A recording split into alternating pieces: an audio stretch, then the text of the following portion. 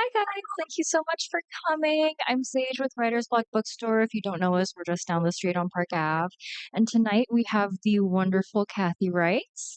She is the author of sorry, lost my train of thought. The Temperance Brennan series. There are 23 books now, including the newest one, Fire and Bones. The first one was Deja Dead, and she is a forensic anthropologist, an academic, and of course, an author.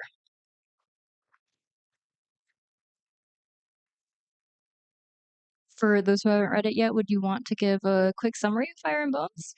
Oh, Fire and Bones. Tempe is in Washington, D.C. Well, she's asked to go to Washington, D.C. There's been a house fire, not surprisingly. It's out with a fire. And there were four people it's an old house in an area called Foggy Bottom, which is a neighborhood near Georgetown. And I was just intrigued by the name Foggy Bottom. I actually wanted to call the book like Foggy Bottom Bones. My publisher said, no, we're not doing that. Anyway, she's recovered these victims from the house along with firemen she's working with.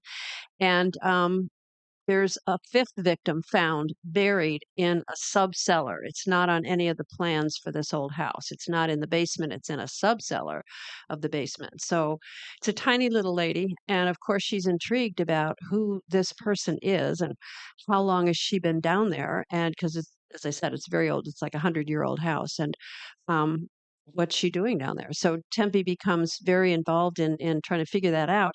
There's a new character in this book called Ivy, Ivy Doyle. I'm I'm totally immersed in writing the next book, so I can't even remember what this book is about. Anyway, she works with a telejournalist, and normally Tempe is not very welcoming to the media, especially if she's working on a case, because those things can go badly if you make statements to the press. But she gets along with Ivy very well, and so the two of them kind of work to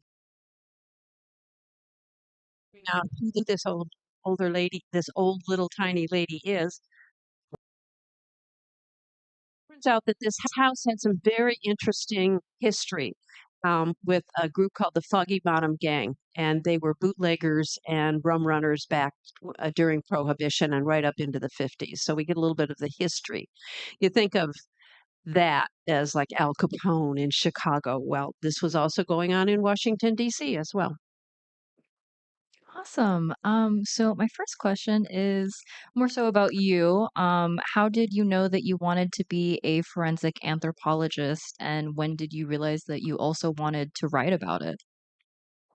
As I spill water all over myself and the world around me. I didn't. I had no plans to be a forensic anthropologist. I trained to do bioarchaeology, paleopathology, and paleoepidemiology of two lower Illinois River Hopewellian populations. Has anyone read that? No, that was my thesis. Anyway, I think maybe my mother read it and my major professor read it. That's about it. Um, so I was planning to spend my career looking at archaeologically recovered remains. I wrote a short story called it's in a book called The Bone Collection. I think it's The Bone Collection, and it's called First Bones, and it's Temperance Brennan's origin story, and that's my origin story. Cops just in the story, cops show up in her lab. She's working on archaeological material, and they ask her to please help identify a very modern set of bones. Well, that's what happened to me. And once I started doing that, I love archaeology. It's fascinating. Don't get me wrong, but you're not going to impact anyone's life. Whereas when you tell a family you've identified a missing member or you testify in court, you are going to impact someone's life. So I really like the relevance of that. So I retrained, I sat for my boards, became board certified, and I've been doing forensic anthropology ever since. That's amazing. Um, I love that you make a point of getting the real life science accurate and correct in your books. And I was wondering because I saw that you also were the advisor for the show Bones. If when you consume media, does it bother you when something isn't accurate, or are you just kind of letting it go? Yeah, in fact, my kids will not watch television with me because, okay, you can't do that. You wouldn't wear that. Anyway, so yeah, it was important to me to get it accurate. In the writer's room, I wrote some episodes and I read every one of our 246 screenplays. Did push the envelope for the magic of television. Um, well, for one thing, every single case gets solved by the end of 48-minute airtime or whatever it is you get now. And that's not realistic, but we did try to keep it reasonably accurate. And there was all of the technology you see on set, on the forensic platform, and in the lab, that's real. That's all from medical supply houses. And all of the terminology and technology that we use on this show, well, with some exceptions. There's that thing Angela has, the angulator. Yeah, we push the envelope a little bit on that. How long would you say that cases usually actually take? Oh, there's absolutely no single answer to that. Some things come into my lab, I take a look at it, I say, yeah, those are deer bones, and we're done. I write a one-line report, animal bones, we're finished. Some things can go on, for months and months and then end up down the road, in court if it's criminal activity. So there's no single answer to that. Do they still bring you in for cases now, or are you pretty much retired on that front? I'm pretty much retired. I'm available if there should be a mass disaster, mass fatality situation, but I'm really not doing casework too much anymore. For Tempe herself, in the previous book to this one, Bone Hacker, she was more of a target. And so I was wondering, is there any danger in your line of profession as a forensic anthropologist in real life? Yeah, Tempe takes a lot more risks than I do. But if she was just in the lab week after week looking at bones, it would be kind of tedious, kind of boring. Mhm. I think the biggest risk is the microorganisms. The thing that I'm most wary about, and we didn't used to in the olden days. We didn't put on gloves or masks or any of that. We now do, and we're much more aware of that. I had a question and it slipped away from me. Um, I'm so glad that's happening to you because it happens to me all the time. Where am I today? it was about forensic anthropology. It will come back to me. Um, Tempe is hesitant about working fire scenes, and so I'm wondering, were you as well, when you were working as a forensic anthropologist? I've never actually worked. I think one. I think I worked one fire scene, and I went in with a team of firemen, and we suited up and garbed up and had respirators and all of that. So, people with whom I work, when they say it's safe to go in, it's safe to go in. Right. Yeah.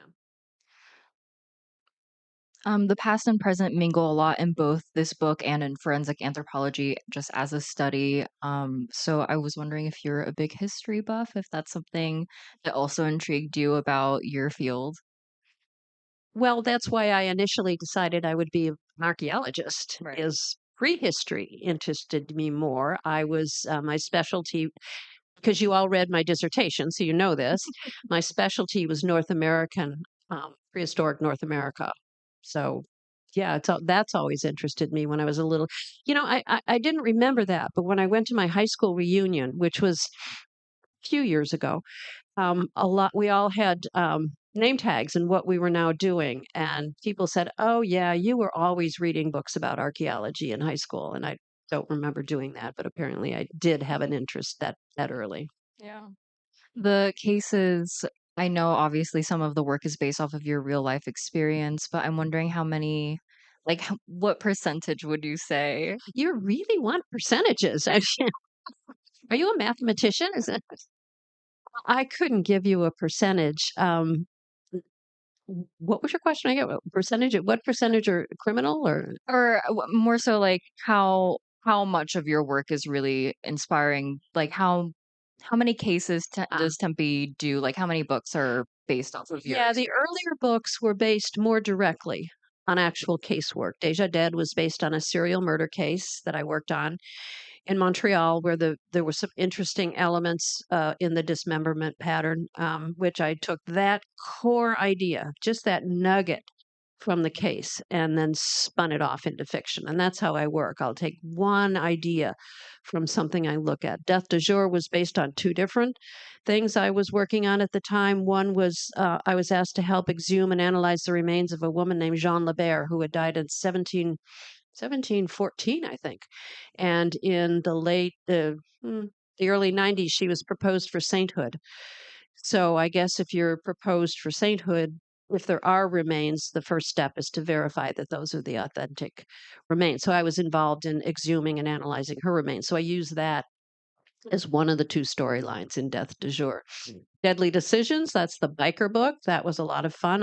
We had a biker war going on in Montreal back in the 90s, and the Hells Angels were slugging it out with a group called the Rock Machine, which was local French language gang. So a lot of those, one of their MOs was to cut off the head and cut off the hands.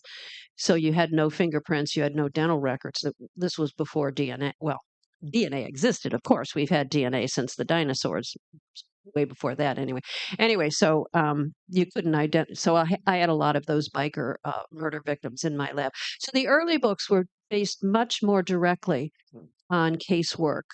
Later on, they can be based on, like any writer, they can be based on any idea that is out there floating around in the air. Often we talk in the writer's room about ripped from the headlines. We did some storylines that were ripped from the headlines. I think our pilot was actually based on the, what was her name? Intern went missing. The Chandra Levy case. And then remains were later discovered in Rock Creek Park, I think, or something in DC. Took the idea of that, an intern going missing, and in my case, the body's later found at the bottom of a lake. So sometimes they're ripped from the headlines. Sometimes they're cases I've worked on. It can just be anywhere. The bone code. I read a little story about a Chinese doctor. The whole human genome has now been decoded, and we have the technology and the ability to go in and modify an individual's genome. But scientists have pretty much agreed that we're not going to do that to create designer babies. Well, I read a little story about a Chinese doctor who actually did that. So my mind starts working with that. Well, what if someone did that? They took that knowledge and technology and modified a genome for nefarious purposes. So I thought that'd be a good storyline. So that's where the bone code came from.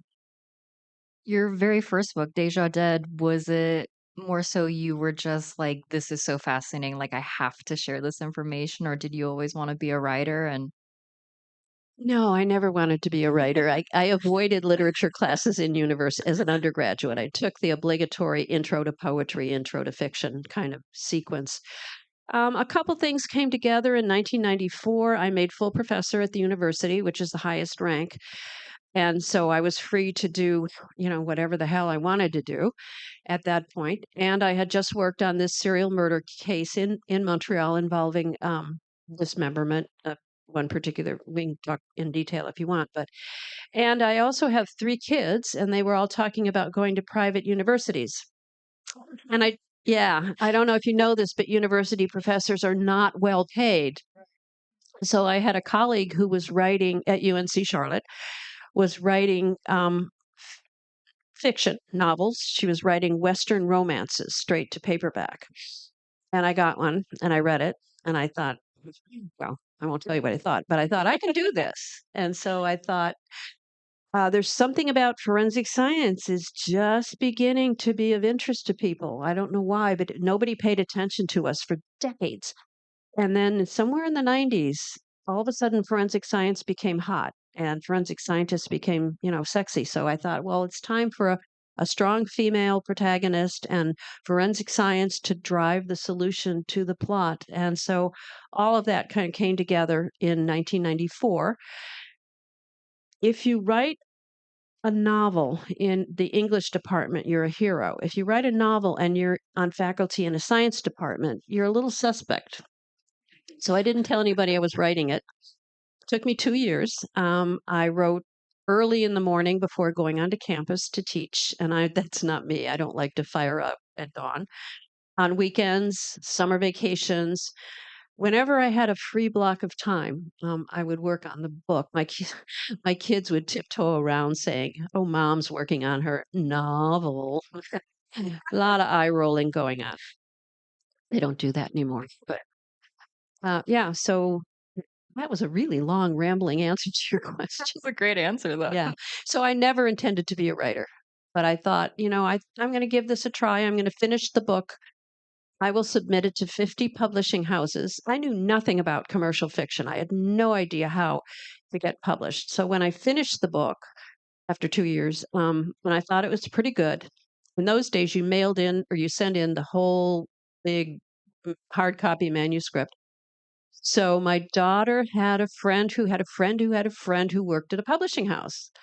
So I said, well, okay, find out what house and what they do. Maybe they worked in the donut shop or something. Anyway, it came back that her friends worked at Scribner, which is now a subset of Simon and Schuster. So I thought, okay. So I sat down and I wrote a cover letter and I sent it off to Mary Seuss Rucci, who is undoubtedly on the other end, has heard that her friend's mother's first novel is coming her way, right? So she later told me she took 2 or 3 chapters with her home that weekend to her apartment in Brooklyn and already undoubtedly composing her "Thank you very much, but we regret that we're not" kind of letter.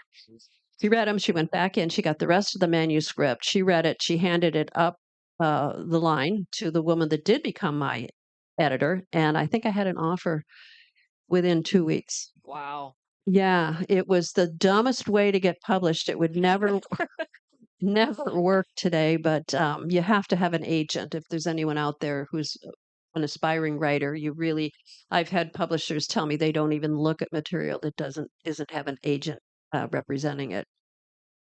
And then the woman who became my agent for like the next 25 years flew down from New York.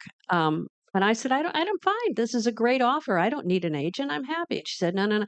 Anyway, she took their offer and quadrupled it Wow. and pulled back all kinds of rights I probably would have just signed away. So I do recommend having an agent. That was a great answer. Do you have a kind of planned out timeline for all your books, or do they just inspiration just strike and you're like, all right, we got another one? Well, no, I'm under contract, unlike the first book. Right. So there was no pressure because I was not under contract. On the other hand, there was pressure. Will anybody even publish this thing? Will anyone even read this thing? I now have a contract. So my books are due, well, they're due in November. We have a gentleman's agreement that I deliver usually in January.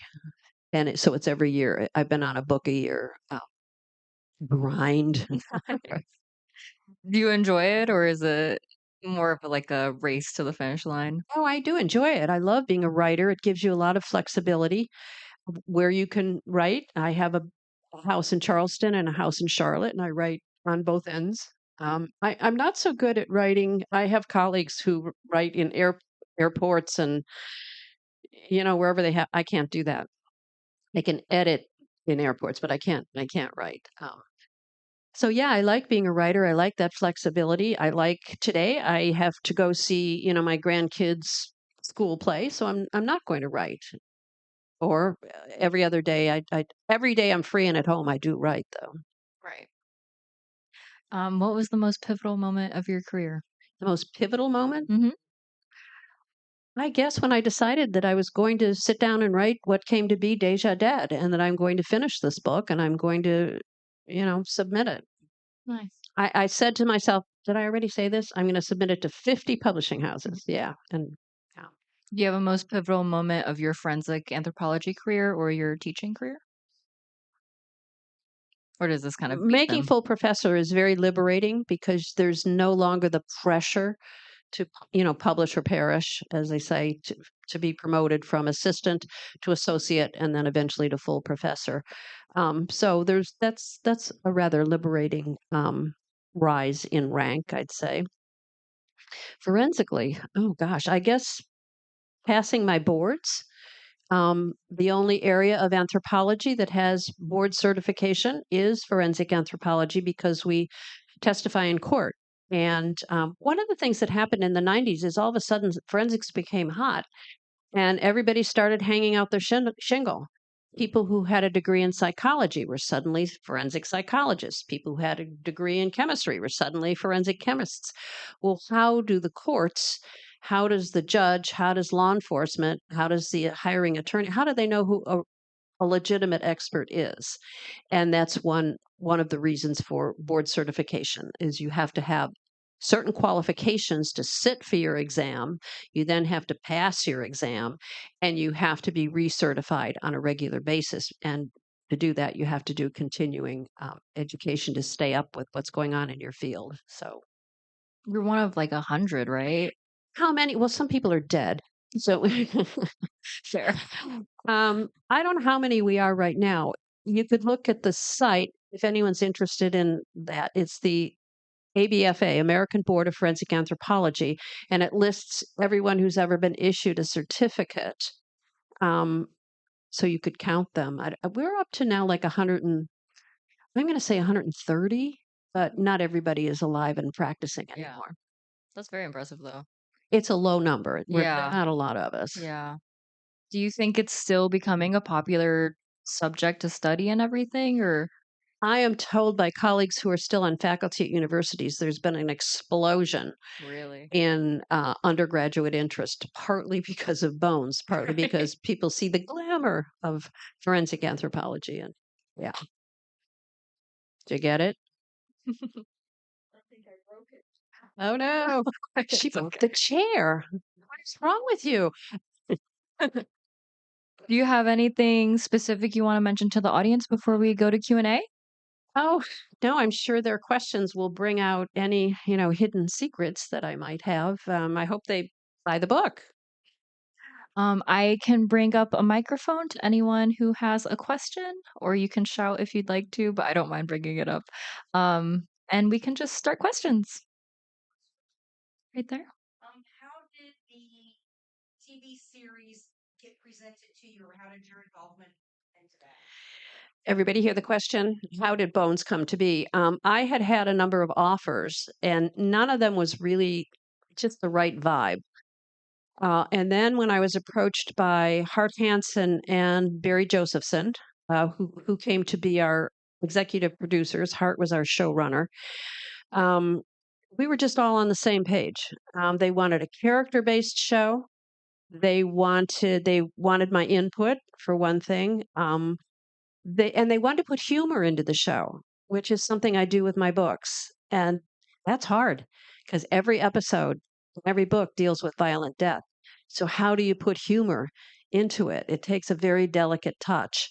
And I think we just really all agreed on all of those parameters. And so I optioned the character to them, and that went really well. We stayed on air for 12 seasons. We're the longest, I think you said that, running scripted drama in the history of Fox. Still. The name Temperance. How did you come up with that? When I think of that name, it's kind of like thinking of like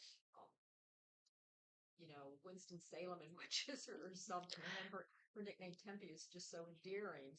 Temperance. How did I come up with the name? I really like the name Tempe.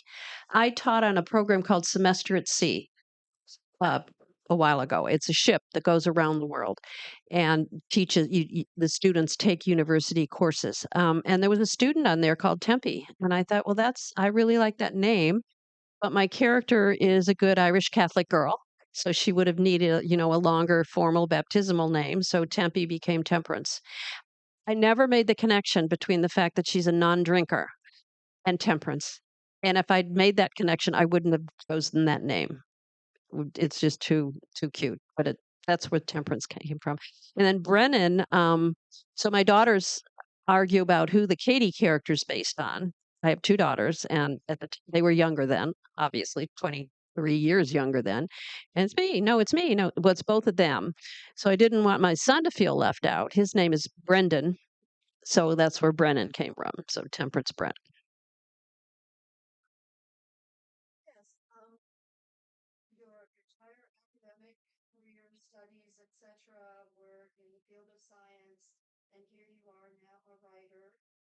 say that you shied away from literature courses and the the language word. So how did you is your writing simply writing from your talent, or you're talented, but did you also take courses or some kind of training in writing? Have I had any training, taken any courses, or had training in creative writing? No. I just, my only experience really was my resume. Other than that, fiction was not my area. But when I decided to write a book, I just decided to write the kind of book I like to read. So that's what I followed. I also have a second question. Do you maintain certification in the board of forensic? I do, and we have to recertify every. I think it's is it every 3 years? I think, and I have just recertified, and that's probably the last time I'll do that because I'm largely retired from casework. Did you ever have any interesting interactions when you were actually working cases and people started recognizing you as an author with people being like, no, please don't write about me, or please put me in a book and I'll. Have I had any, as I'm doing casework, have I had any interesting interactions with people who recognize me as a writer? Um, that's funny. Right after Deja Dead came out, I was testifying in a trial, and and we talked about that. Are they going to bring this up? So, Dr. Reichs, is this testimony fiction or that kind of thing, which opposing counsel will do. So I get in, get sworn in, I sit down, and I look out, and underneath opposing counsel's desk is a copy of Deja Dead. And I thought, oh, great, here we go. And he never mentioned it, never brought it up. I finished my testimony, and afterwards, he just brought the book to me and he wanted me to sign it. So no, I've never had that thrown in my face, if you will, when I'm testifying as a scientist.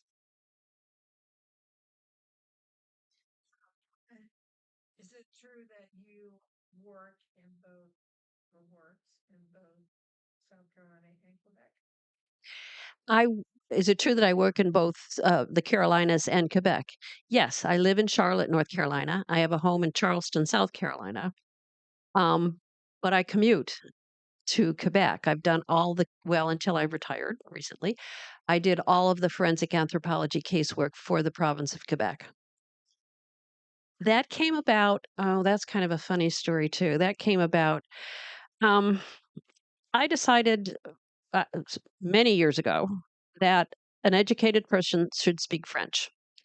So instead of going to lunch in between teaching classes at UNCC, I went and I sat in on a French 101 class. Very humbling with my students. Je m'appelle Kathy. Right. Shortly thereafter, at a faculty meeting, an offer for something called FTE came across. Faculty, what does that stand for? Faculty exchange, some kind of educational faculty exchange. And it's a program whereby a professor from one institution changes places for a year with a professor from another institution. So there was a professor at one of the two English language universities in Montreal that wanted to come to UNC Charlotte. And I thought, "Oh, may we? I speak French. I've had one class, French 101. So I applied for that and off I went. So while I was there teaching at McGill and Concordia, the lab wanted someone who was board certified and could work in French. So I think there was a pool of one, and I got the job. And then the end of that year, when I came back home to the Carolinas, we just figured out an arrangement whereby I would commute. I would fly back and forth every 6 months or so. 6 weeks or so, and do the case with the understanding that if there was an immediate need, a plane crash or something, I would get on a plane and get up there. Person in the back, I will bring the mic to you. And when I got there, I found that my French was not all that good, not surprisingly. And also, I encountered Quebecois French, which is sort of French, very difficult dialect. Yeah. So my French is probably very painted by the Quebecois accent. Do you have any advice for aspiring forensic anthropologists? Advice for everybody heard that? You have a microphone. I don't have to repeat that. I stay in school. It's really hard to get hired without the terminal degree, which is a doctorate. You probably need your PhD. You might get a lower level lab assistant position with a master's, but probably not. If you really want to be a serious player, you need your PhD and you need to have your board certification. So I don't know if you're in school or finishing school or Yeah, my best friend she's doing all that stuff. okay. So That's what I would. And then try to work with someone. You probably in a program already, but choose a program at which there is a board certified forensic anthropologist who's doing casework because she will bring her or he will bring their graduate student in on casework and that you'll get great experience that way and you'll get networked in to the other thing is go to the American Academy of Forensic Sciences meetings. There's a section there for what are we calling it now? Biological anthropology. Or no, now it's just called anthropology. We used to, our section, there are 9 sections. There's toxicology and DNA and fire and arson. And we decided we wanted to be first. So instead of being biological anthropology, we now call ourselves anthropology because that starts with an A and alphabetically we're first. Anyway, I would go to those meetings. There are sections and activities specifically for high school level and university level students. thank you. Anyone have a next question? In the books, Tempe really has a love for the dead. It really inspired me, but is that true to you too? Tempe has a love for the dead, and that inspired you. That inspires her. That inspires you. Of course, I think I've said it often. I work with the dead, but I work for the living because families are still very, very invested in having their loved ones' remains returned to them. I consulted for many, many years to the Central Identification Laboratory in Hawaii, we're repatriating all of our war dead, all of our troops. We give our troops the promise if we send you overseas, we will bring you home.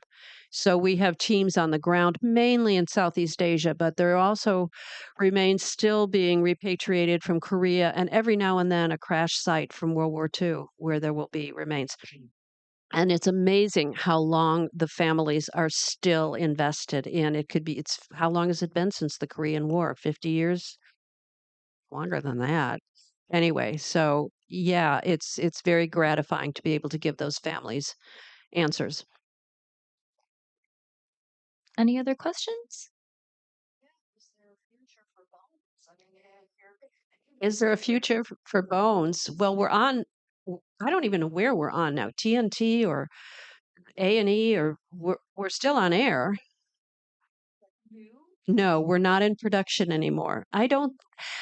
It's highly unlikely because that would require both Emily and David to be available and willing to do that. And David has moved on. He did SEAL Team for 6 years, 7 years. I think he's now just signed for another series. I don't remember the name of it. And Emily is quite busy as well. So I don't see it happening. I suppose we could get the band back together for a reunion episode, that sort of thing. Anyone else? Final questions? You guys have been great. Great questions. Happy to. I've signed a lot of books, but I'm happy to personalize them if you'd like. All right. Well, thank you guys so much. Last question.